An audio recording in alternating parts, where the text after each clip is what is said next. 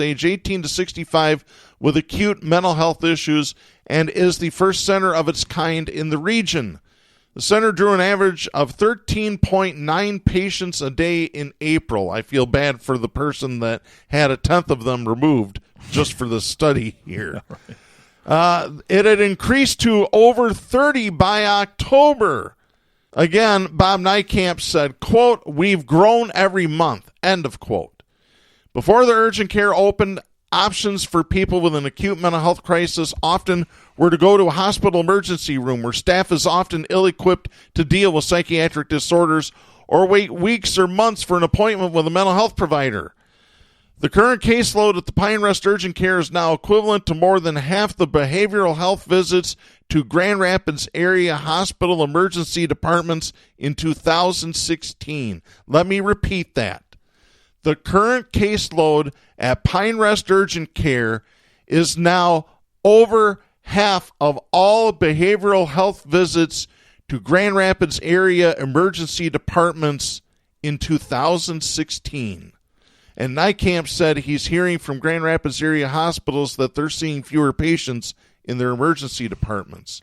Quote, "It feels like we're beginning to make an impact on people going to the wrong spot by providing a right spot." End of quote. What does this tell you, folks? What does this tell you? People are addicted, depressed. Mm-hmm. People get up, they hear Trump rattling away, they look at their bank account. You know, they look at the answers that the TV evangelists are throwing at them, and they realize that same TV evangelist just got arrested for child pornography or what have you, and they got no heroes to look at. They have no voices of truth because of the nonstop propaganda that the mainstream media throws at them. Nobody's got the hair to stand up and say, hey, here's the problem. Mm-hmm. You know, one last excuse that these guys here locally gave to this phenomenon? At WFGR? Yeah. Well, no, this is a guy who was interviewed by Fox 17 News. His name, no, actually it's a woman, Christy Buck of the Mental Health. I know who she is, yep. Of the Mental Health Foundation of West Michigan told Fox 17 News. You look at this study and you wonder if more people are reporting because they became more knowledgeable about depression and we're talking about it more. I want to cross-reference this. When the autism epidemic hit United States, the first excuse, the very first excuse that came out from, of all places, the medical industry, but also politicians, they said, there's no increase in autism. We have an increase in reporting. Mm-hmm. That's all it is. No, there's an increase in mental illness in West Michigan and depression, just like there was an increase in autism, which they tracked down as planned refuting of the dilemma called autism. Mm-hmm. Let's say there is no more. Let's just say, like Christy Buck is saying, no, there's not more depression. And she has no numbers to back this up. She puts out conjectures. You wonder if more people were reporting because they became more knowledgeable about depression. This is soft-soaping by a mental ill professional, whether you want to admit it or not, that, no, there really isn't more depression. Don't worry about the fact that Grand Rapids leads the whole damn nation in depression. Don't worry about that. Maybe it's just the fact that people are reporting it more. Baloney. When Darren sits here reading to you the numbers from this guy, you've got to realize how bad things really are. Let me continue the article here. Again, this is from MLive.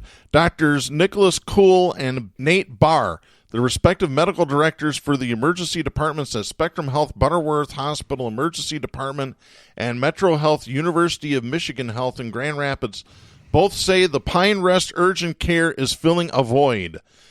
Kuhl said in a statement that the Pine Rest Center, quote, is a needed addition to the options available in Kent County. It's good to know it's being utilized, end of quote.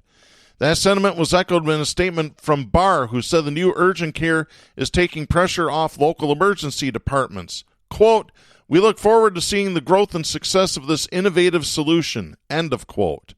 The Pine Rest Urgent Care is headed by a physician with a specialty in psychiatric emergency care and staffed by physician assistants and nurse practitioners with specialized training in behavioral health.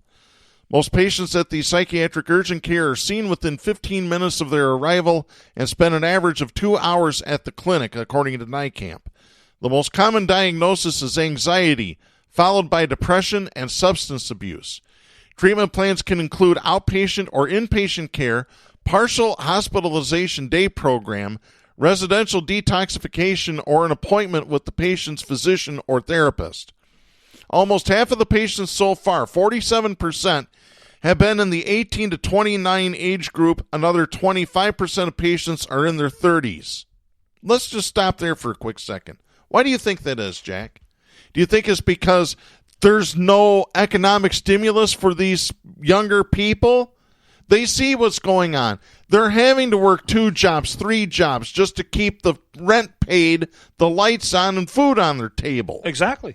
You know, they know the hundreds of thousands of dollars are in debt that will never be removed off their back. Mm-hmm. They see Betsy running around raising the interest rates on that debt. There's all kinds of economic factors. Mm-hmm. But what's even more worrisome to me is the fact that people have lost hope, and they're jumping into escapes. Let's look at the addiction levels. Let's just go through that. Yeah, we mentioned on a recent show that for the first time in this country, you are statistically more likely to die of an opioid overdose than you are from an auto accident. First time ever. Yeah.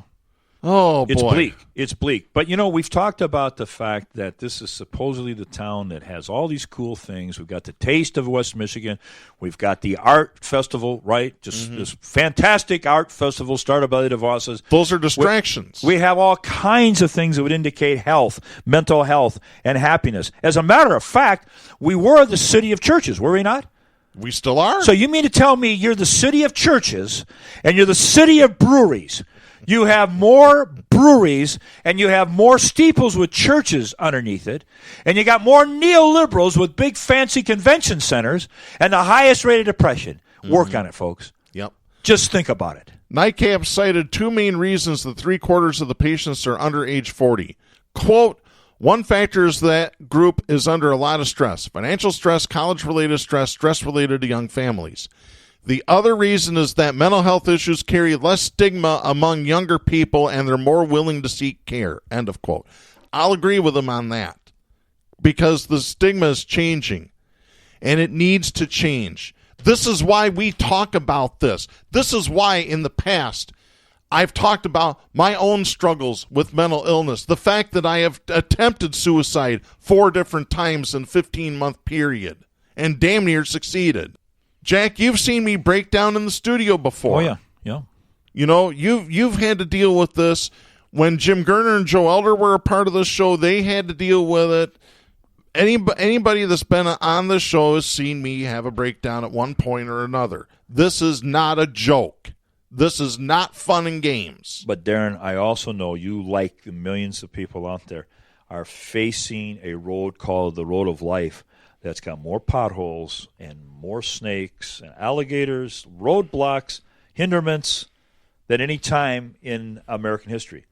Literally, Darren, we for the first time have a life expectancy that's gone down in just the last few years. Wow.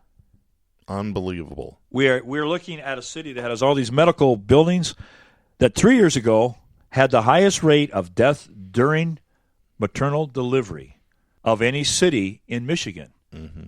So these kinds of contrasts tell a story that people really need to be awakened to. Your condition, I got to ask you an honest question, yes, Darren. If you lived anyplace else, do you think it'd be any different with what you've experienced in your life? No. Okay, so it's an inherent, intrinsic, thing. Okay. Yes, changing my environment is not going to change my condition whatsoever. Right. And our maintenance back in the early part of the show is that no matter what city you go to, you're going to have about the same percentage of people that have what's called clinical depression. Yeah. Am I right? Yep. So when they throw these numbers out, 25% of Grand Rapids people, they're not all clinically depressed, are they? They could very well be. Who knows? We don't have a breakdown. There's no breakdown. A psychiatrist or a psychologist can't analyze a person and say you have... Well, I'm sure they can, but we don't have those numbers in front of us. No, we don't. I know, which is part of the problem. Yeah. But we have all the other cities, and they don't have those numbers. That's correct. Well, we got the 8 that are higher that are smaller cities. Smaller cities. But in cities our size, of Grand Rapids, yeah, I think it's I think you have to say, you can't say they're all clinical. For some reason, we just have a lot of clinically depressed people in West Michigan, and they all live in Grand Rapids. I just don't buy that. Yeah, and I can tell you my condition, I've been diagnosed with 4 mental illnesses, one of them being PTSD, the other one is major depressive disorder. Neither of those are fun at all. You'd mentioned earlier, Jack, you talked about Ronald Reagan real quickly. There's another part to this. You know how many psychiatric hospitals we used to have in the state of Michigan? We used to have 23 in the state of Michigan. You know how many we have now? 5. 5. This is from the state of Michigan's website. The state of Michigan operates 5 inpatient hospitals for individuals who have severe mental illness or intellectual and developmental disabilities. They are the Caro Center, the Kalamazoo Psychiatric Hospital, and the Walter Reuther Psychiatric Hospital. Those serve adult patients while children and adolescents are treated at Hawthorne Center. There's also a 5th psychiatric hospital. It's the Center for Forensic Psychiatry. That's for the criminal justice system. Mm-hmm. So out of 23, we're now down to 5, and you can thank John Engler for that when he was governor of the state, because he closed down all the mental health hospitals operated by the state except for those 5 and took those people and threw them out into the street. Literally. You know, we're starting to get low on time here, and I really just want to reach out to people that might be suffering from mental illness. First off, you're not alone. You know, I've even thought that at times, that nobody understands what I'm going through, and I still believe that. Nobody will ever understand exactly what I am going through in the last 5 years, 10 years, 20 years. Because I've been in treatment for this since the mid-1990s. Nobody really truly understands what I go through every single day just to stay alive. But I can empathize with people that are going through the same struggles because I've been there. Folks, if you're going through this, you're not alone. And please, go get help. If you're not getting help right now, or you're getting inadequate help, get help. Call the suicide hotline. It's 1-800-SUICIDE. They will connect you to a local area. In Kent County, it would be Network 180. Where I live, it would be the county's community health center. But get help. If the help that you're getting right now isn't adequate enough, then fight for yourself. If you can't, have somebody fight for you. You need somebody to be in your corner, to stand behind you, to say that they love you no matter what you're going through. And that's a big problem right there.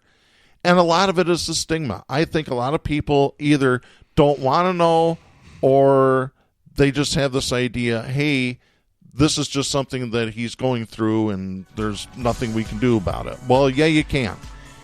If you know somebody that's going through mental health struggles, please encourage them to get help. Go with them to a doctor's appointment. Go with them for counseling. Maybe if more people did that, we'd have more empathy toward mental health in this country. And with that, that's going to close this special edition of Southpaws. I'm Darren Gibson. I'm Jack Prince. For our announcer, Kristen Cook, please support independent media and the First Amendment. The stations that carry Southpaws do not necessarily share the opinions expressed on the show. Southpaws is protected by the First Amendment to the U.S. Constitution and is copyrighted by Big D Entertainment. All rights reserved.